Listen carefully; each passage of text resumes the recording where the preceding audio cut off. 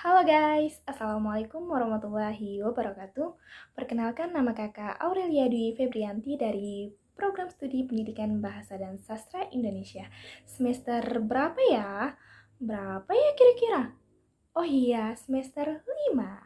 Yang lumayan menegangkan sih. Bahasa dan Sastra Indonesia, baik dan benar.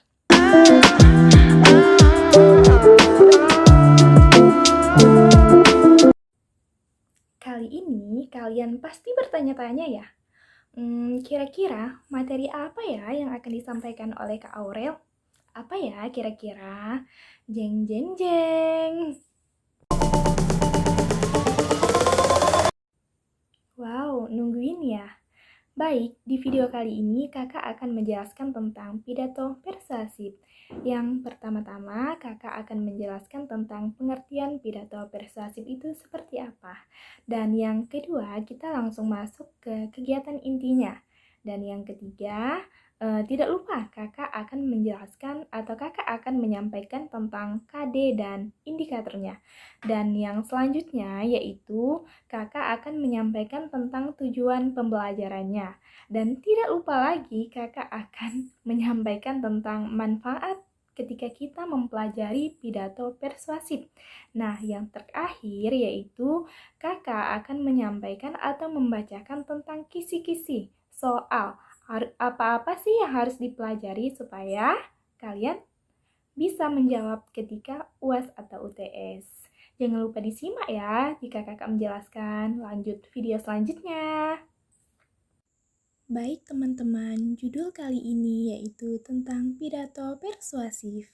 Kita langsung masuk ke materi ya teman-teman. Yang pertama yaitu pengertian pidato persuasif. Teks pidato persuasif adalah teks pidato yang isinya berupa ajakan atau imbauan yang bertujuan untuk memengaruhi seseorang. Selanjutnya yaitu kegiatan inti. Kegiatan inti yang pertama, peserta didik diberi motivasi atau rangsangan untuk memusatkan perhatian pada topik materi. Penyampaian pidato persuasif dengan cara melihat, mengamati, membaca melalui tayangan yang ditampilkan. Yang kedua yaitu guru memberikan kesempatan pada peserta didik untuk mengidentifikasi sebanyak mungkin pertanyaan yang berkaitan dengan gambaran yang disajikan dan akan dijawab melalui kegiatan belajar, khususnya pada materi menyampaikan pidato persuasif. Yang ketiga yaitu peserta didik dibentuk dalam beberapa kelompok untuk mendiskusikan, mengumpulkan informasi, mempresentasikan ulang, dan saling bertukar informasi mengenai penyampaian pidato persuasif. Yang keempat yaitu peserta didik mempresentasikan hasil kerja kelompok atau individu secara klaksikal, mengemukakan pendapat atau presentasi yang dilakukan kemudian ditanggapi kembali oleh kelompok atau individu yang mempresentasikan. Dan yang terakhir yaitu yang kelima, guru dan peserta didik membuat kesimpulan tentang hal-hal yang telah dipelajari terkait menyampaikan pidato persuasif. Peserta didik kemudian diberi kesempatan untuk menanyakan kembali hal-hal yang belum dipahaminya. Nah, yang selanjutnya yaitu KD dan indikator. KD 3.3 mengidentifikasikan gagasan, pikiran, pandangan, arahan atau pesan dalam pidato persuasif tentang permasalahan aktual yang didengar dan dibaca. Bunyi indikator yang pertama mengidentifikasikan gagasan, pikiran, pandangan, arahan atau pesan dalam pidato. Yang kedua, menjelaskan gagasan, pikiran, pandangan, arahan atau pesan dalam pidato dari sudut pandang tertentu. KD 4.3 menyimpulkan gagasan, pandangan, arahan, atau pesan dalam pidato, lingkungan hidup, kondisi sosial, dan keragaman budaya yang didengar dan dibaca.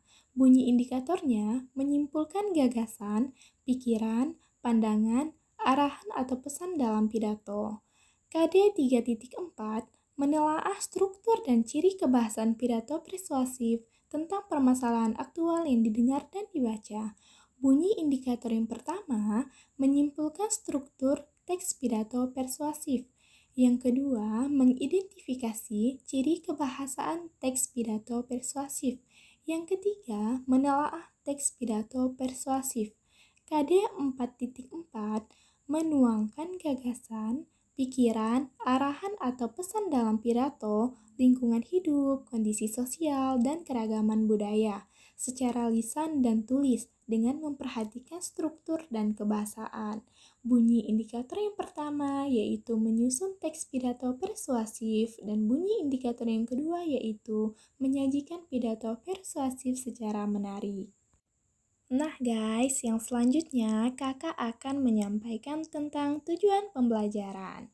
Tujuan pembelajaran yang pertama, siswa mampu mengenal tujuan dan fungsi pidato persuasif. Kedua, mengetahui struktur pidato persuasif. Ketiga, mengidentifikasi ciri-ciri kebahasaan pidato persuasif. Yang keempat, memahami penggunaan kalimat aktif, konjungsi, peranti kohesi, koherensi, kosakata emotif untuk meyakinkan pembaca. Yang kelima, menyusun rangkaian pidato persuasif atau menyusun langkah-langkah pidato persuasif. Yang keenam, menyusun teks pidato persuasif baik lisan maupun tulis. Oke guys, selanjutnya kita masuk ke bagian manfaat. Di setiap pembelajaran pasti terdapat manfaat. Nah, salah satu manfaat dari pidato persuasif yaitu manfaat pidato persuasif untuk memberikan pendapat dan pandangan kita kepada orang lain terhadap sesuatu. Yang kedua, manfaat pidato persuasif mampu mengajak seseorang untuk melakukan apa yang sesuai dengan pandangan, gagasan, rasa pada pidato yang disampaikan. Oke guys, selanjutnya kakak akan memberikan kisi-kisi soal untuk kita ulangan minggu depan. Kisi-kisinya yang harus dipelajari yaitu memuat materi tentang pengertian teks pidato persuasif, ciri-ciri teks pidato persuasif, isi teks pidato persuasif, dan kaidah kebahasaan teks pidato persuasif. Oh ya guys, di sini kakak akan memberikan latihan, dan ini adalah latihan kita untuk hari ini. 2 pilihan ganda dan 2 esai. Selamat mengerjakan guys. Dan terima kasih juga guys sudah mendengarkan. Bye-bye. Oh my god, I think it's happening again. Sort of myself, I would be letting it end. But every time I look at those brown eyes and your smile, oh your smile, run into you on a break in the hallway, and I get nervous, you're so cute, there's no way. Say that out loud, well what now? Please don't let this be happening again. This already happened.